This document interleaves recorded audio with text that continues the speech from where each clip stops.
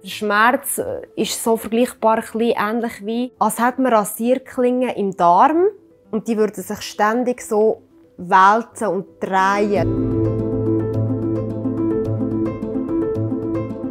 Morbus Crohn ist eine chronische Darmentzündung. In einem Schub kann Morbus Crohn ganz extrem auf den Körper wirken. Also man kriegt ganz stark Durchfall, man hat Bauchweh, man hat eben teilweise Blut im Stuhl. Durch den Durchfall verliert man die Energie, weil du kannst die Energie aus dem Essen nicht rausnehmen. Du bist total müde, schlapp.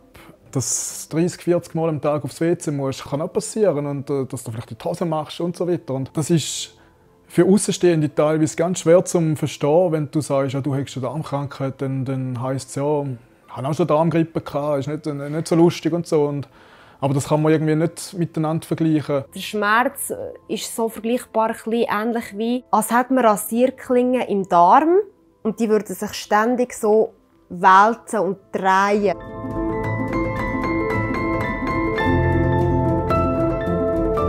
Das Schlimmste, was ich jetzt mit dem Morbus Crohn durchgemacht habe, war auf jeden Fall, dass ich innerhalb von 10 Monaten 20 Kilo verloren habe und 45 Kilo gewogen habe bei einem 1,69 Meter.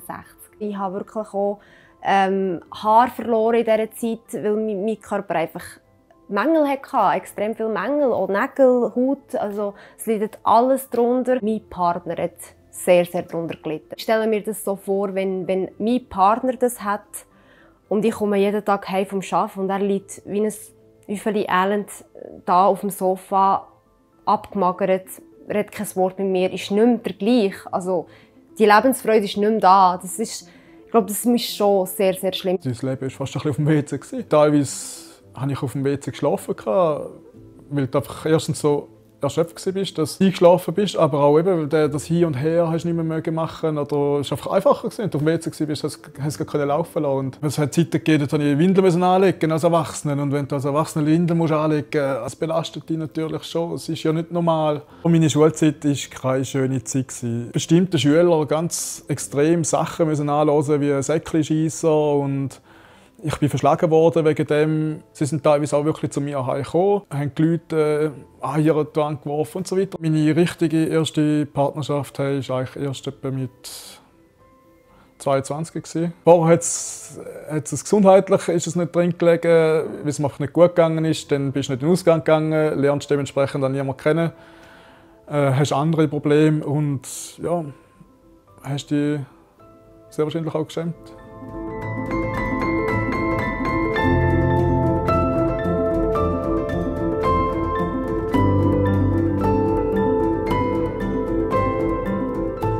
Mein erstes Stoma habe ich nachher ungefähr mit 12 bekommen, das für 3 Jahre bis 15, 16. Ich habe dann erst mit 22 wieder ein Stoma bekommen, mein zweites, und das habe ich jetzt noch. Das ist eine grosse Hemmung in der Pubertät, mit dem Beutel rumzulaufen, vor allem wenn man es nicht akzeptieren tut, wenn man schon merkt, von außen wird es auch nicht akzeptiert.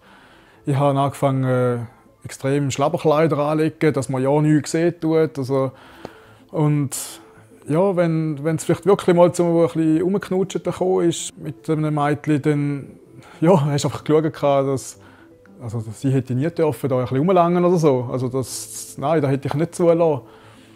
Küssen war okay, aber nachher alles andere wäre ich nicht bereit gewesen. Bei mir war es so, dass mein erstes Stoma habe ich grundsätzlich bekommen, weil ich eben sehr unterernährt war und wir nicht mehr wussten, was wir machen wollen. Geplant war ein halbes Jahr, einfach, dass ich zu Kräften komme. In diesem halben Jahr konnte ich einfach wieder arbeiten, ich konnte wieder rausgehen, ich konnte wieder essen und leben. Darum habe ich mich entschieden, es schlussendlich 1,5 Jahre zu haben und habe es dann wieder zurückverlegt in 2019 im Januar. Aber das ist nicht lang gegangen und dann musste ich feststellen, dass es nicht geht. Also nach fast einem Jahr habe ich einfach gefunden, ich kann nicht mehr. Ich habe nichts mehr gemacht, ich war nur noch daheim und war krank. Ich war nicht Philippa, ich war krank. Und das ist für mich einfach, das bin ich. Und ich habe einfach gesagt, ich will wieder ein Stoma, weil das ist für mich meine Lebensrettung. Ich kann wieder die Philippa sein und das ist für mich das Wichtigste, dass ich kann sein kann und dass ich so leben kann, wie ich leben will. Es wäre gelogen, wenn ich sagen würde, ich hätte nicht gerne kein Stoma. Ich würde es jetzt aber in meiner Situation nicht mehr zurückverlegen, weil mir geht es mit dem Stoma jetzt so viel besser wie vorher, dass ich muss sagen, das Positive überwiegt bei weitem.